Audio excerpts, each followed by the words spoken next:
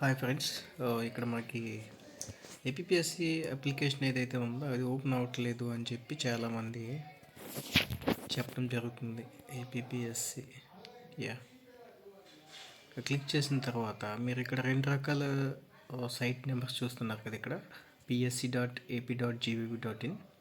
So ఇదే విధంగా దీన్ని క్లిక్ చేస్తే హెచ్టిటిపి ఎర్రర్ వస్తుంది. చూడండి, మీరే చూస్తున్నారు కదా ఎర్రర్ ఏ విధంగా ఇది వచ్చిందో. సో అదేవిధంగా మీరు ఈ యూఆర్ఎల్ ఏదైతే ఉందో దాని మీదకి వెళ్ళడం వల్ల మీకు అలా అనిపిస్తుంది. ఓకేనా.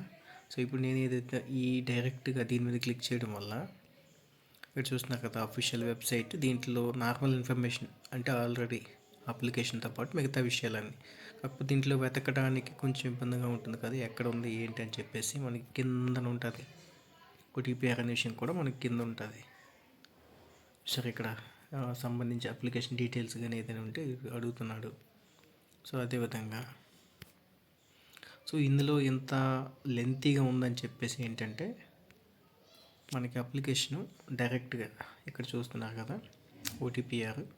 సో దీని మీద క్లిక్ చేస్తే న్యూ డైరెక్ట్ రిక్రూట్మెంట్ ఓటీపీని మోడిఫై ఆల్రెడీ చేసిన వాళ్ళు మోడిఫై చేసేసుకుంటారు. ఇక్కడ వాళ్ళకి ఆల్రెడీ పాస్వర్డ్ ఇవి ఉంటాయి. బట్ ఇక్కడ చూస్తున్నారు కదా డైరెక్ట్ రిక్రూట్మెంట్ ఏదైతే ఉందో దీని మీద క్లిక్ చేస్తే మీకు అప్లికేషన్ అనేది అది ఓటీపీఆర్కి సంబంధించినటువంటి అప్లికేషన్ ఓపెన్ అవుతుంది. న్యూ రిజిస్ట్రేషన్ ఎవరైతే ఉన్నారో వాళ్ళకి ఓపెన్ అవుతుంది.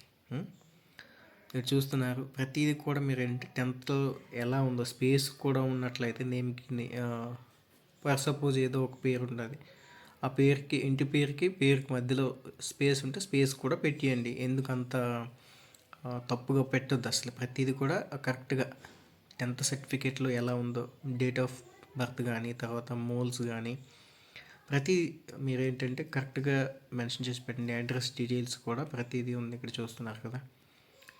అడ్రస్ డీటెయిల్స్ కానీ తర్వాత ఏమైనా సరే. ఇప్పుడు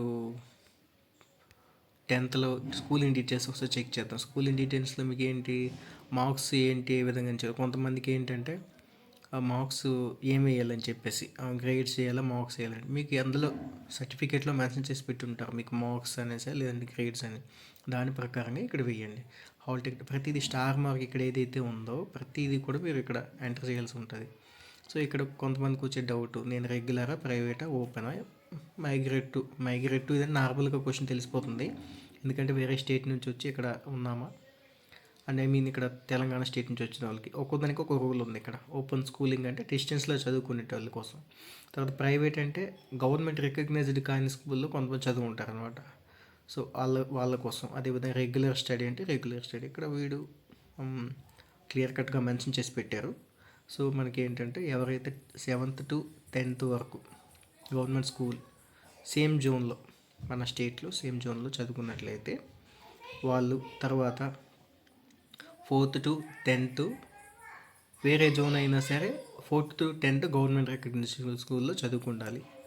ప్రతి ఒక్కరు కూడా ప్రైవేట్ అయినా సరే ఎవరైనా సరే ఏంటంటే ఇక్కడ ఎక్సెప్షన్ ఓపెన్ స్కూలింగ్ వాళ్ళకి ప్రైవేటు రెగ్యులర్ వాళ్ళు ఏంటంటే మనకి స్టడీ సర్టిఫికేట్ అనేది ఫర్నిష్ చేయాల్సి ఉంటుంది. అంటే సర్టిఫికేట్ వెరిఫికేషన్ సమయంలో పెట్టాల్సి ఉంటుంది.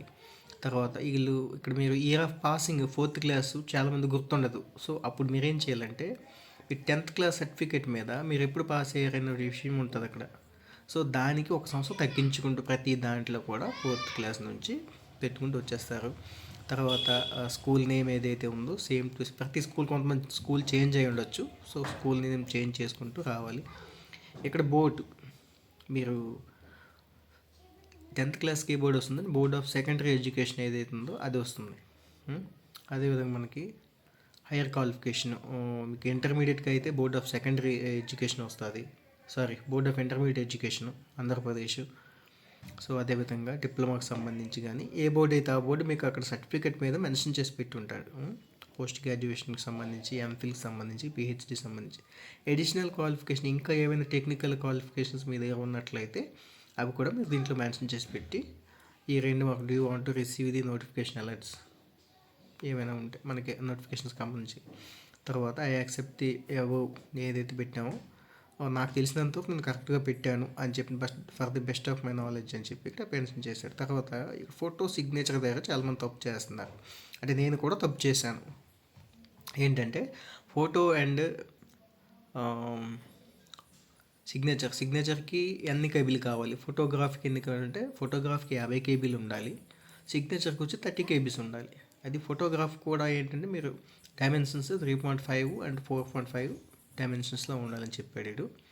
తర్వాత అదేవిధంగా మెయిన్ పాయింట్ ఏంటంటే నేను అప్లై చేసేటప్పుడు నా వీడియోస్ ఉంటాయి చూడవచ్చు మీరు.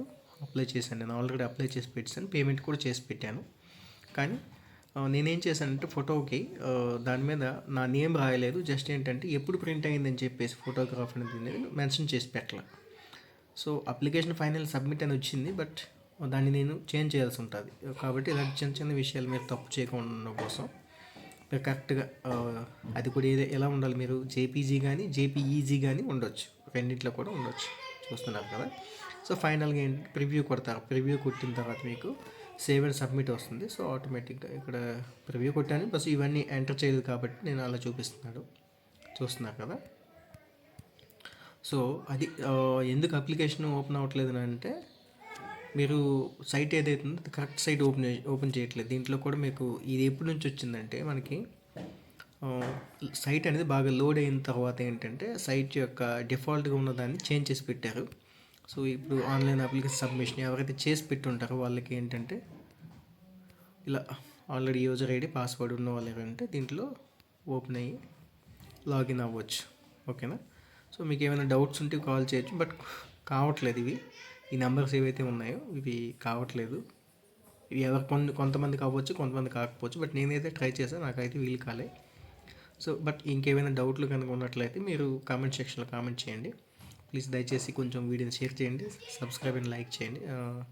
తర్వాత మరికొన్ని వీడియోస్ కోసం thank you very much. Have a nice day. Bye friends. Okay.